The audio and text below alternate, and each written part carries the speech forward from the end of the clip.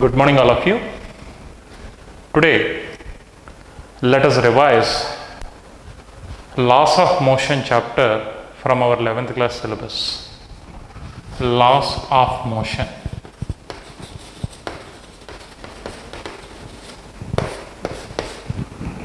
This part of syllabus is also called dynamics.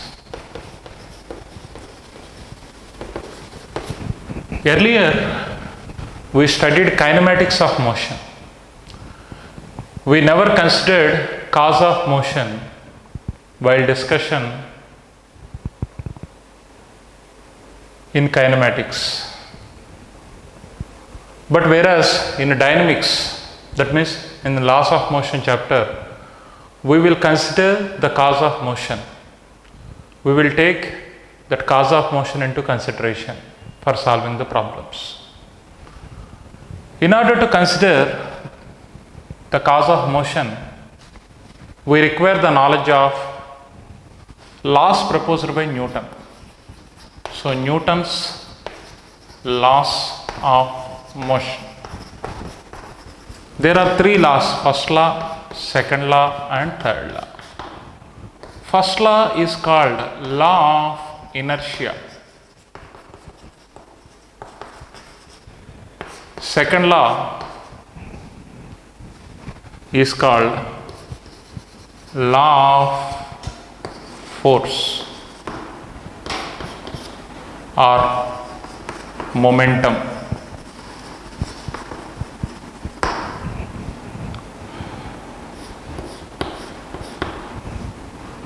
Third law is called a law of action and reaction.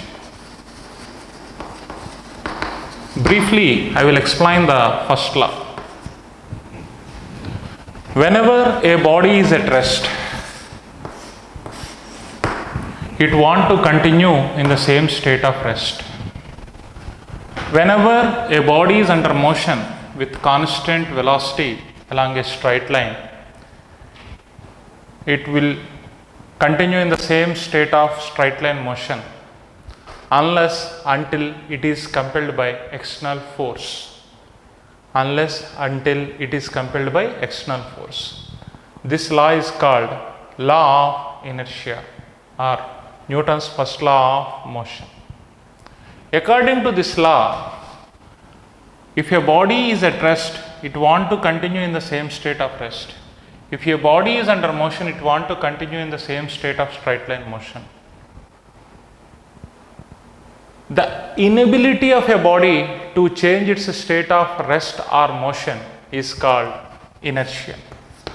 The inability of a body to change its state of rest or motion is called inertia. The physical quantity which is responsible to change the state of rest or motion or direction is called force. So, the first law is telling the concept of force and inertia. Here it explains three kinds of inertia: inertia of rest, inertia of motion, and inertia of direction. We observed various examples. For example, if we get into the bus and if we are standing inside the bus which is at rest, if the bus starts its motion suddenly, we will get a backward jerk. Since already our body is at the state of rest, it wants to continue in the same state of rest. As the bus started its motion, the foot or feet which are in contact with the bus, they start their motion immediately. The remaining body want to stay in the same state of rest. So hence we are getting a backward jerk, that is called inertia of rest. Inertia of motion. When we are traveling inside a bus, if the driver applies a sudden brake, we will get a forward jerk. Since the body part which is in contact with the bus will come to the rest soon after applying the brake, and remaining part will continue in the same state of motion. Hence, we will get a forward jerk, which is called inertia of motion. While the bus is taking a turn, we will get a jerk in the opposite direction of motion of bus. That is called inertia of direction.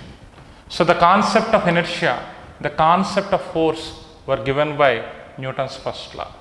So the first law of mechanics or mechanical motion proposed by Newton says a body which is at rest want to stay in the same state of rest. A body which is under motion along a straight line want to continue the same state of motion along the same straight line unless until it is compelled by an external force.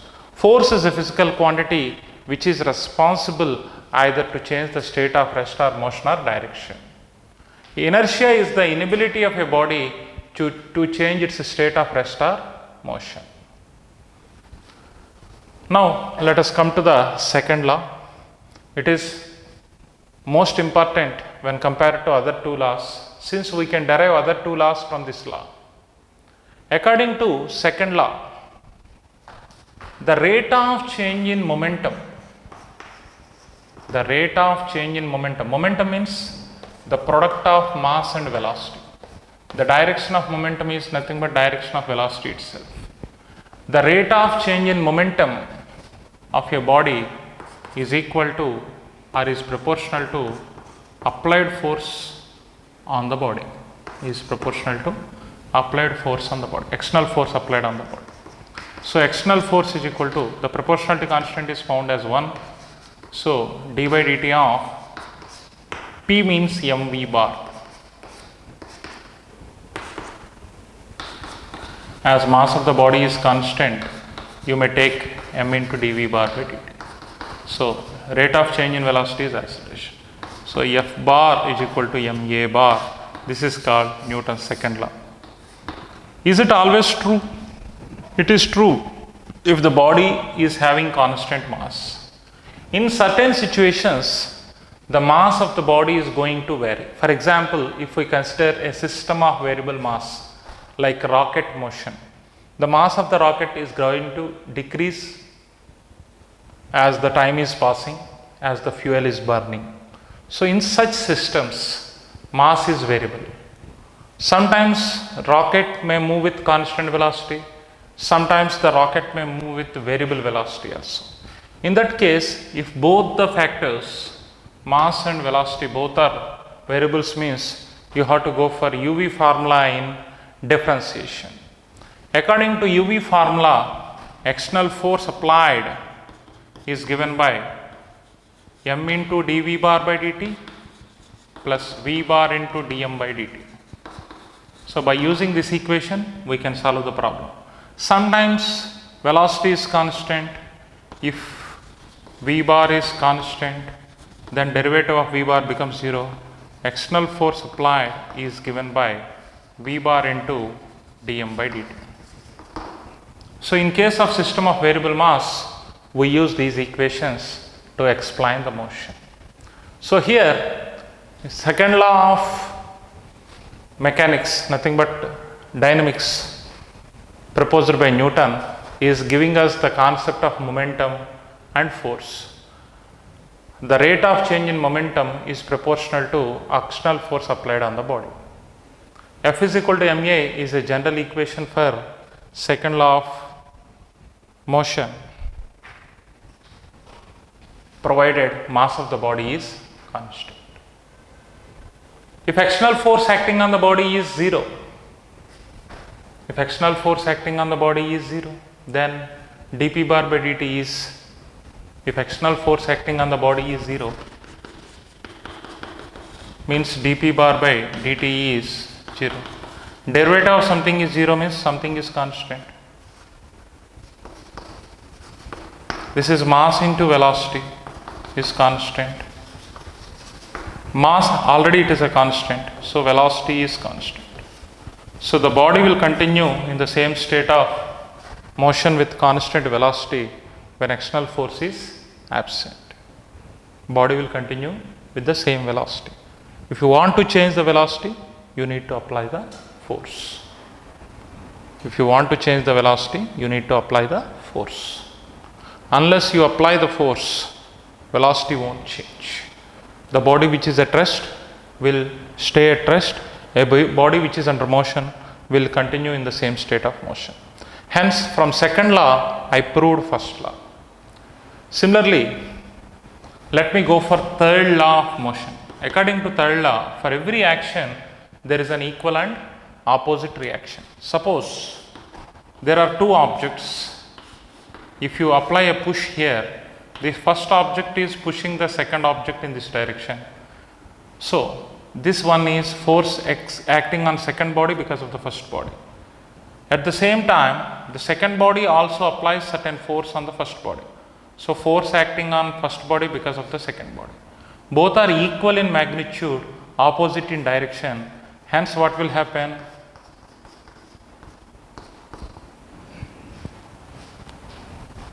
There is no separation between the contact of two bodies.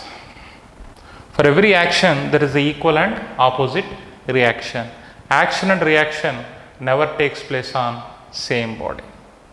The action is applied on one body means reaction will act on another body. So, these are the basic ideas of Newton's laws of motion. Now, we are going to apply these laws for solving various problems. Even from the second law, we can prove the third law also. Again, external force acting on the body is 0 means here force acting on first body because of second body plus force acting on second body because of the first body. Net force must be 0.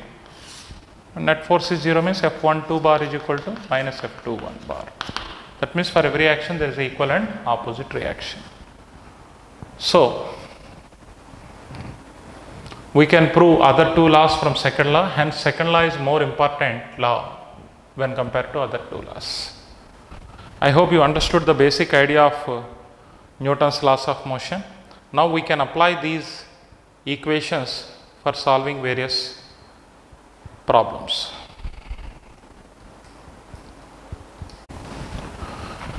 Now let us go to revise a concept called contact force.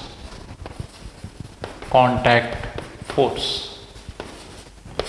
So here there are two objects. One object is pushed with some force.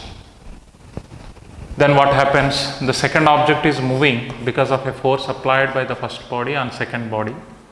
So this is the force acting on second body because of the first body.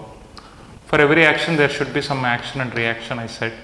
So this is the force acting on the first body because of the second body. Whatever force which is acting at the contact surface is called contact force. I would like to find this contact force. Here clearly F21 bar must be equal to F12 bar in magnitude and direction is opposite. If I take F as the magnitude of F21 bar or F12 bar, what will happen? So here I need to calculate this contact force. For calculating contact force, I need to take free body diagram. So let capital M is the mass of the bigger block, small m is the mass of the smaller block. If I take the bigger block as a point mass, it is acted upon by a force in this direction, nothing but applied force, and a force in this direction, nothing but contact force. But still, it is moving in this forward direction. Obviously, capital F is greater than small f. Therefore, it moves with some acceleration a. So, this is the free body diagram FBD of first block. If I go to the second block is having mass small m. It is acted upon by only one force, that is nothing but small f in this direction. It is also moving with an acceleration a. If I apply Newton's second law here, force is equal to mass into acceleration. Here net force is capital F minus small f, that is equal to capital M into A. By substituting that small m A here, F minus small m A is equal to capital M A. F is equal to small m plus capital M into A. Then acceleration is given by capital F by small m plus capital M. You can directly know that the entire mass capital M and small m are moved by force F. So force is equal to total mass into acceleration. Then you will get the same equation. So this is the expression for acceleration of both the blocks. But I need the contact force. Contact force is small m into, in the place of A I should write small m plus capital M. So this is the formula for contact force. Whenever I want contact force, you should put your hand like this. You should close the side containing the force. The remaining mass small m by total mass small m plus capital M into applied force will give the contact force value. So this is the basic idea of contact force. Based on this contact force, various problems are given. For example, if I take connected bodies, in case of connected bodies,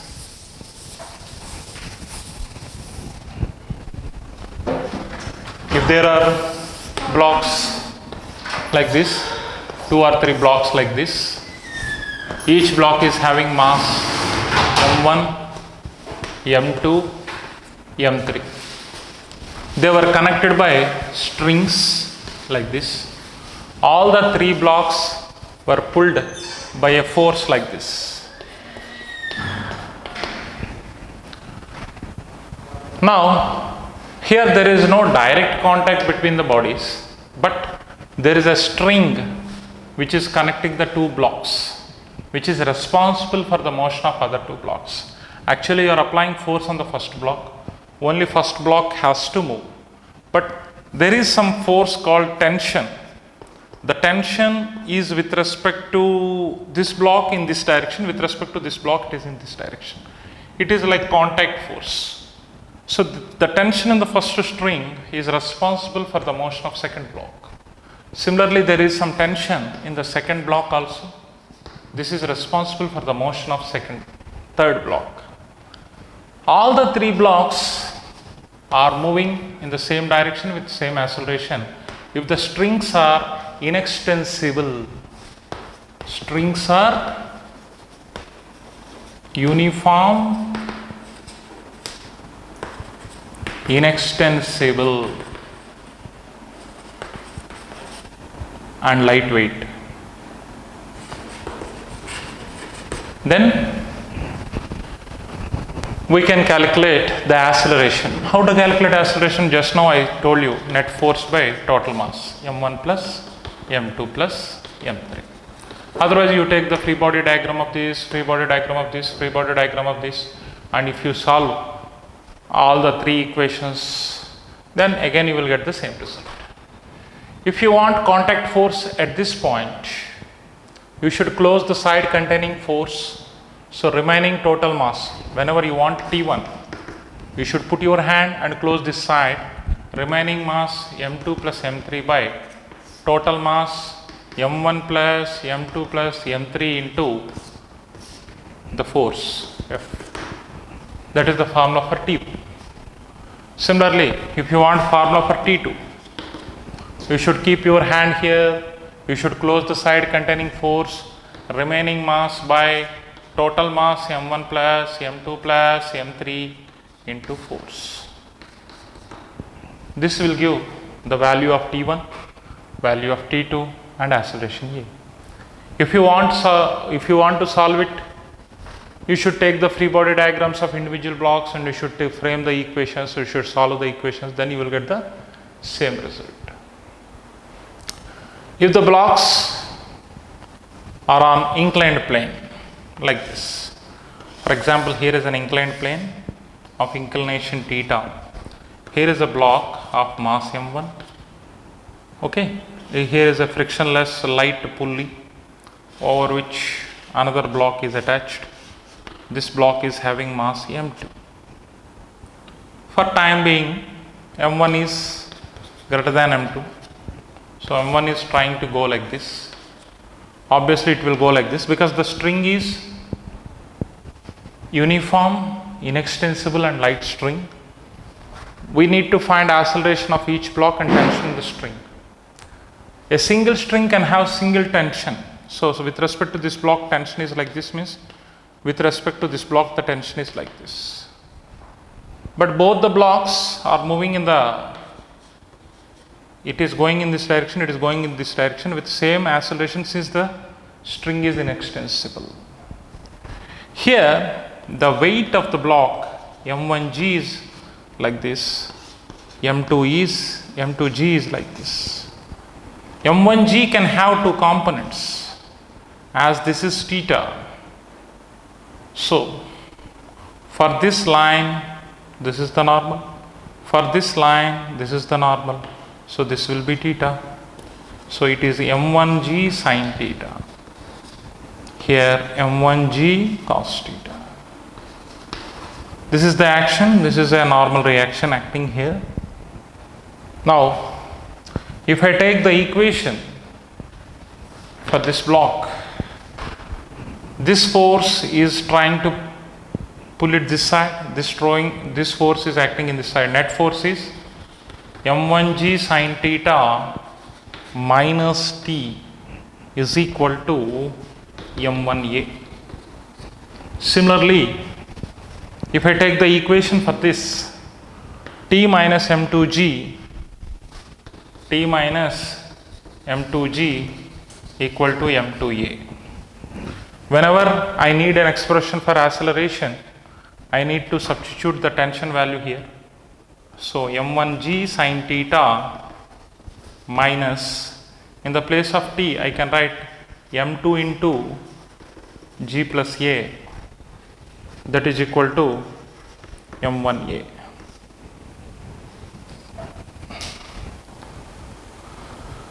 So you need to simplify this for getting a value. So it will give m1g sine theta minus m2g is equal to, this m2a will go that side, m1 plus m2a. Then acceleration is given by m1 by m1 plus m2 sine theta minus m2 by m1 plus m2 into g.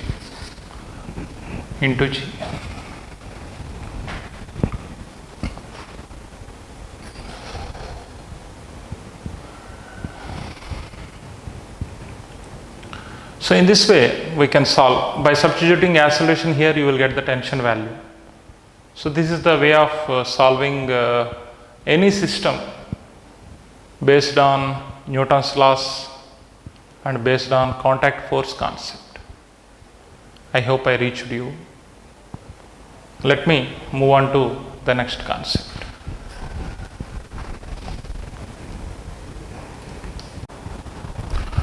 One more application, let me see.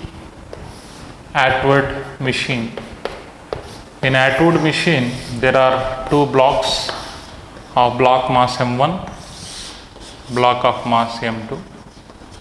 For time being, m2 is taken as heavier mass. So m2 will try to move down, m1 will try to move up. Both will move with same acceleration since the string is inextensible.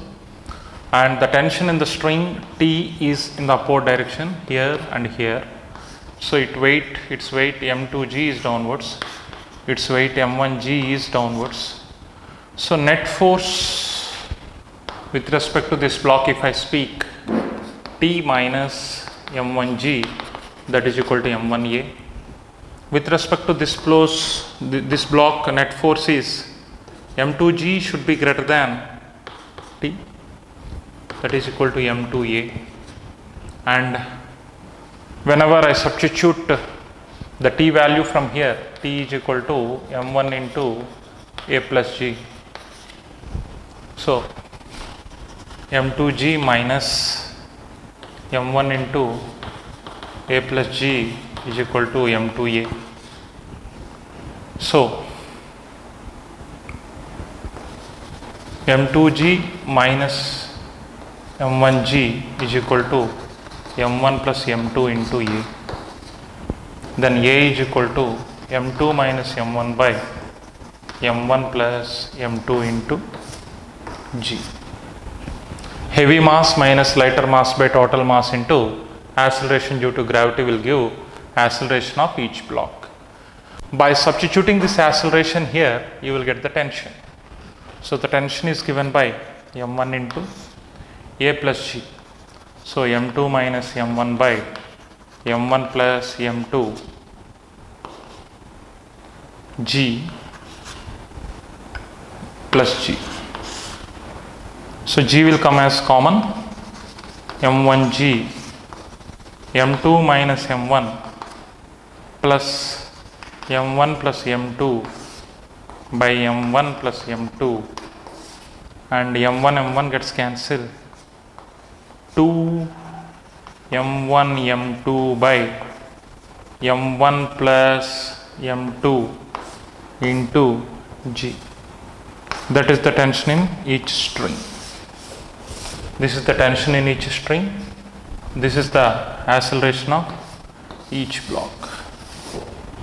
This is the acceleration of each block, and this is the tension in each string. So in this way, we can solve any system by using free body diagram and by framing individual equations, and by solving those equations we will get the required results. Similarly, one more system let me take. Here like this, here is a block attached with a pulley, another block of mass m1 is here, m2 is here. So it will go down, it will move this. So both are moving with same acceleration. Here m1g is downwards, tension T is upward, the same tension T will be like this. Net force T is equal to m2a. This is the equation here. Here m1g minus T is equal to m1a. So m1g minus, in the place of T, m2a is equal to m1a. So m1g is equal to m1 plus m2 into a. A is equal to m1 by m1 plus m2 into g. Similarly, T is equal to m1 m2 by m1 plus m2 into g. So likewise, we can solve any system with very easy methodology. By framing individual equations, you will get the required result. So try to solve the applications which are given on these models in your book.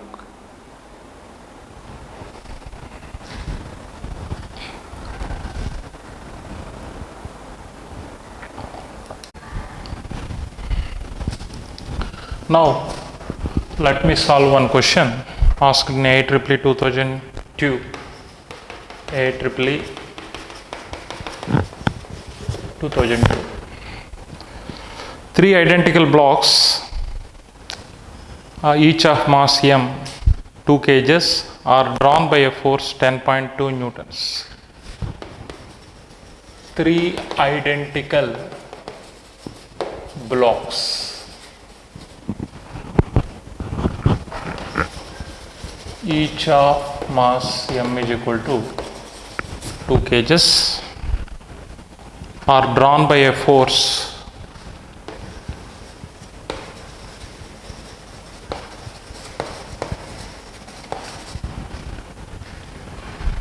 F is equal to 10.2 newtons with an acceleration of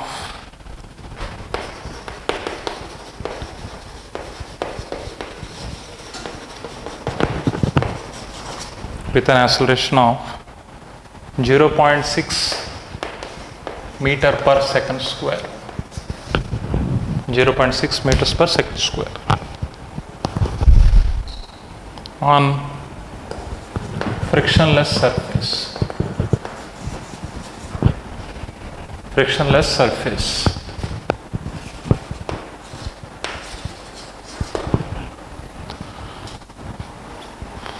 Then what is the tension in the string between the blocks?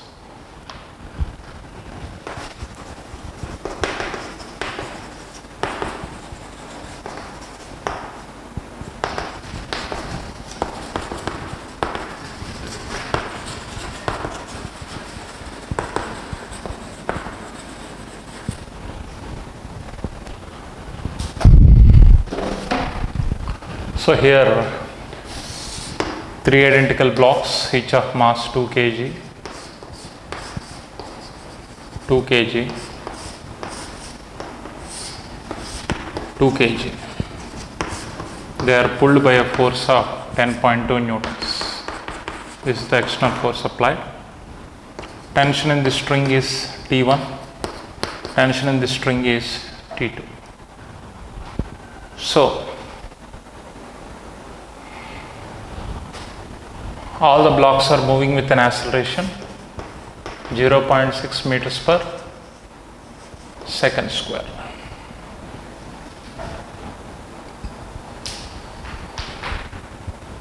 Now, if you want T1, if you close the side containing the external force, remaining mass by total mass into applied force, that is 10.2 newtons. So T1 is equal to 4 by 6 into 10.2, that is 2 by 3, that is 3.4, that is 6.8 newtons. Tension is nothing but force, you can measure it with newtons. Similarly, if you want T2, remaining mass by total mass into applied force 10.2 newtons, that is, this will go for 3.4, so 3.4 newtons.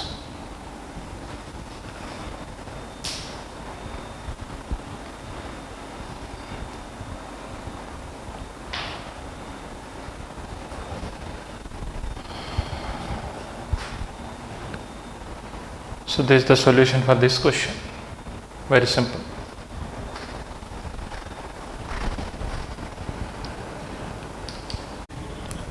Now this solution is true when only applied force is considered, without considering this acceleration.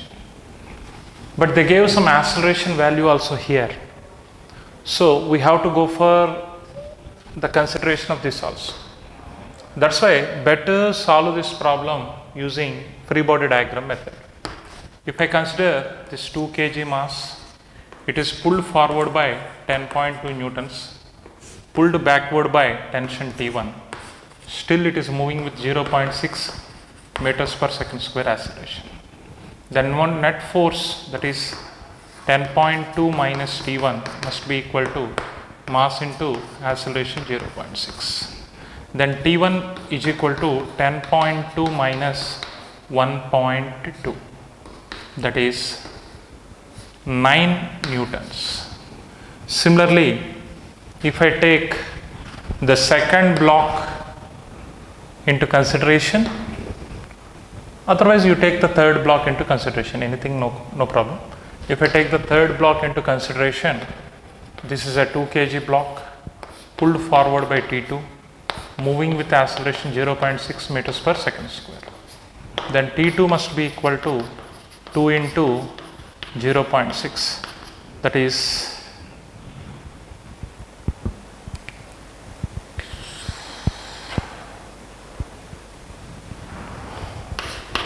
1.2 newtons. 1.2 newtons. So without considering this is the general procedure for solving. So don't consider these two, consider these two.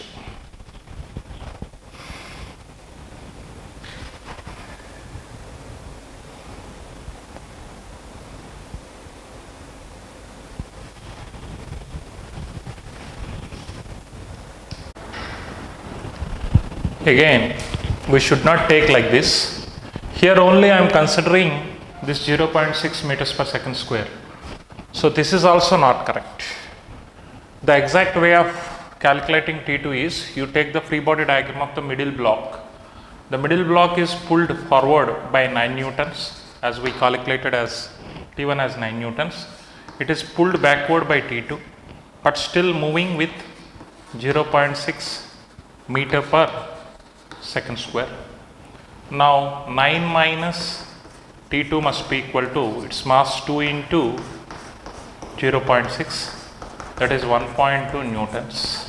Then T2 is equal to 9 minus 1.2, that is 7.8 newtons. These two are the right answers. Only by considering 10.2 or only by considering 0.6, if you do the solution, you will not get the result.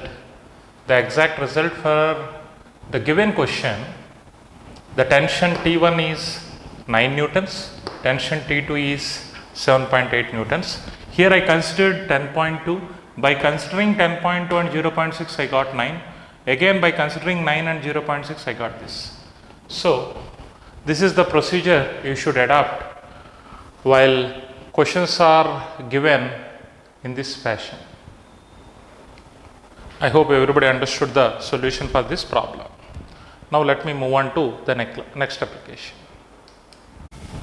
One more application, let me solve. Here is a question. As per the question, a stone of mass m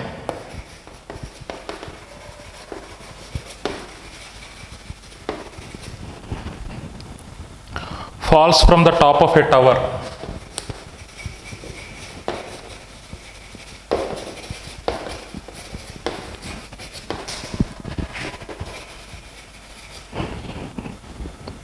Of height h,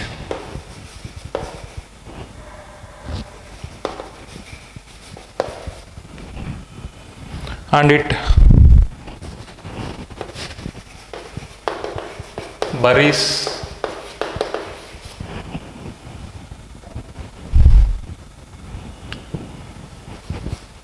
buries itself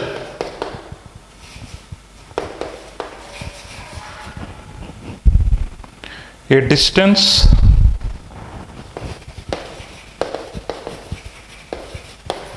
h by 8 deep in sand.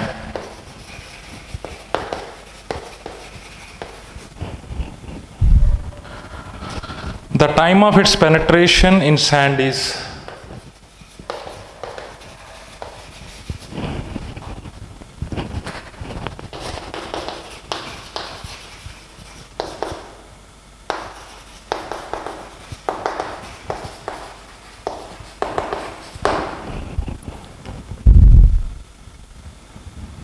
they gave 4 options. First option is root of h by 32g. Second option, root of h by 16g. Third option, root h by 4g.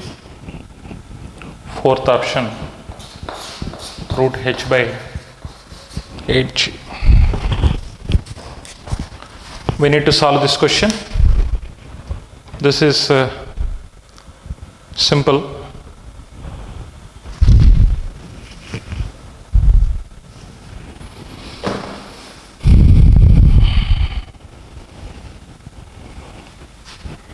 As it is dropped from height h, so before reaching ground, it attains a speed v is equal to root 2gh. That is the speed with which it starts penetrating into the sand. It travels through a height h by 8 and comes to rest.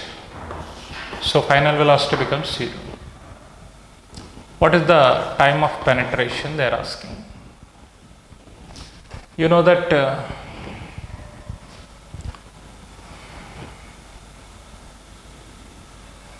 v square minus u square equal to 2as.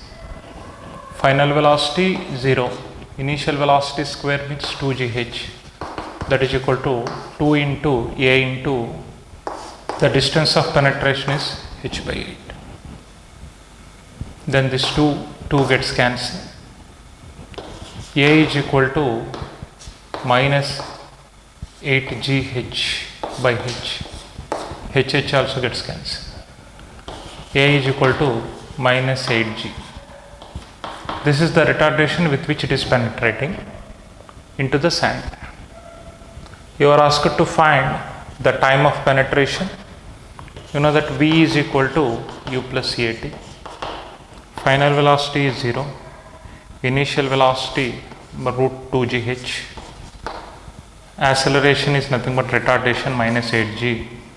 The time of penetration is t. 8gt is equal to root 2gh. T is equal to root 2gh by 8g. Root is up to here. So if you bring them into the same root, 2gh by 64g square. This will go for 32 times. G and square gets cancelled. So root over h by 32g is the required answer. So the time of penetration is square root of h by 32g seconds. This is the simple solution for this question.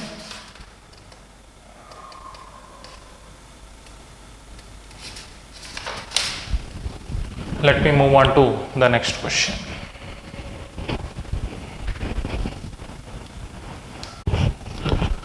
One more question.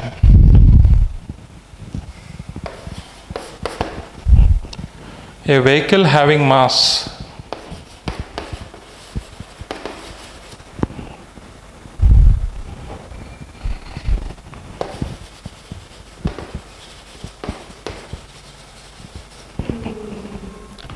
of 1000 kg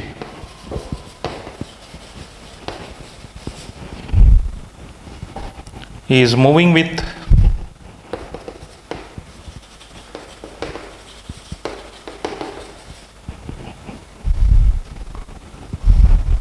a uniform velocity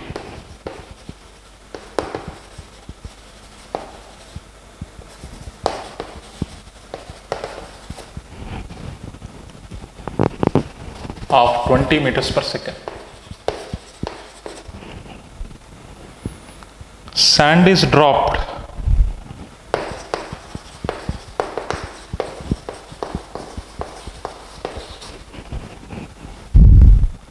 into it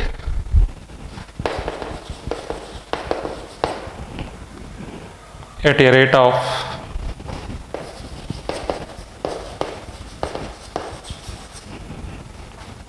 5 kg per minute.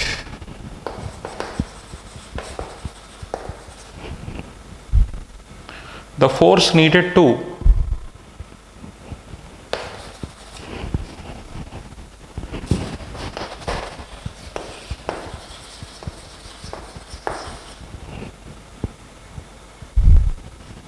keep the vehicle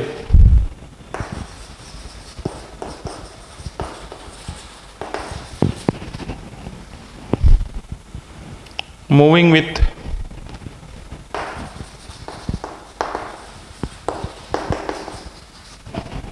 uniform velocity is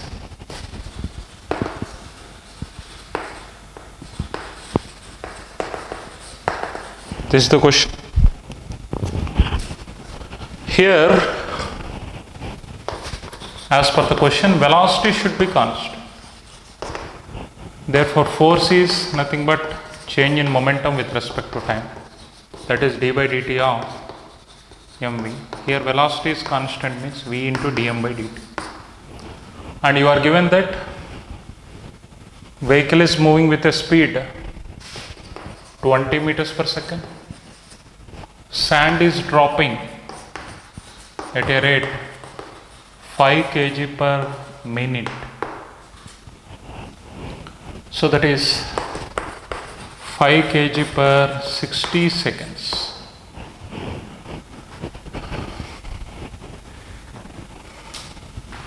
Now the force required is 20 into 5 by 60. Actually 20 it is meters per second into kg per second.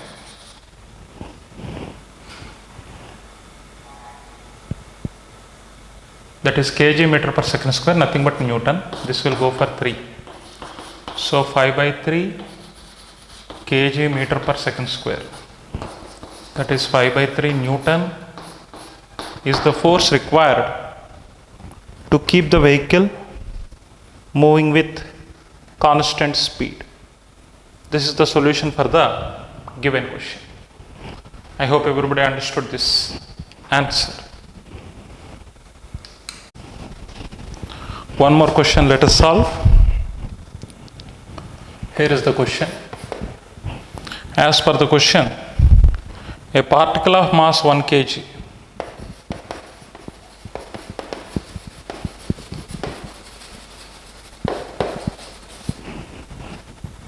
moves along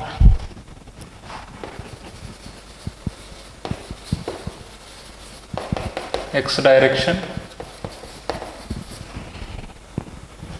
with a constant velocity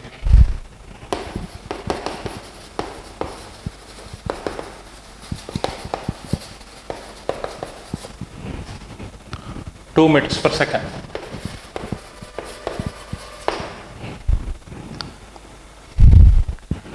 A force of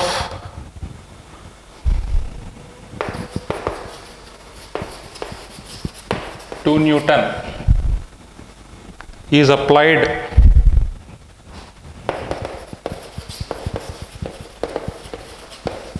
on it along y direction.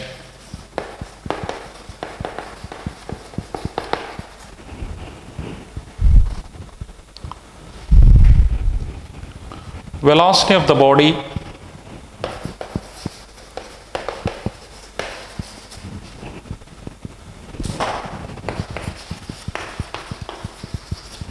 velocity of the body 4 seconds after the force is applied.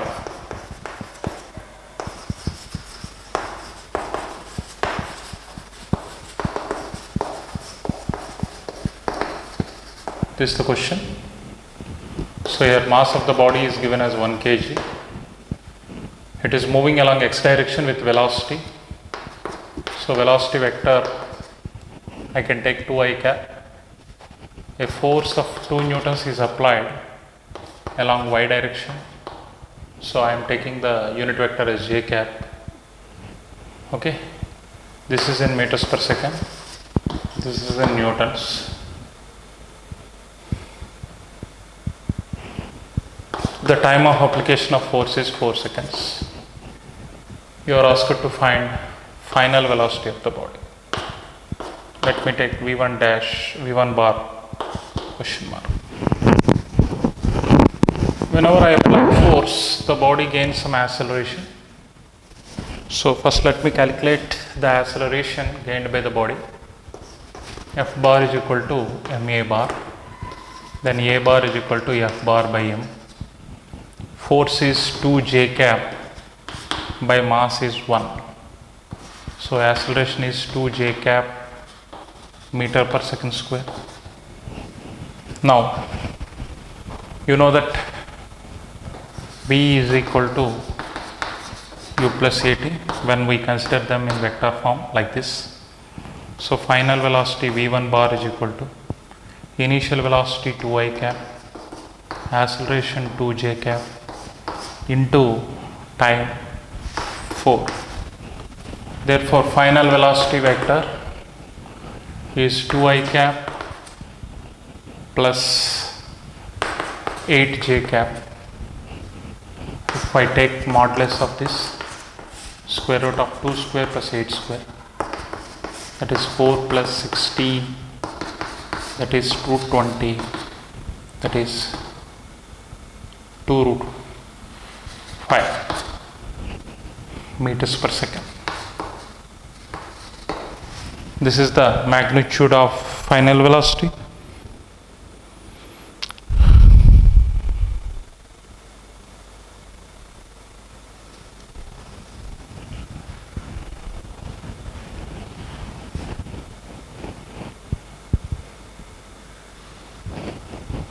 I hope the solution is clear. Here 8 square is 64, so it becomes 70. So 70 can be written as 68. 68 means you can write it as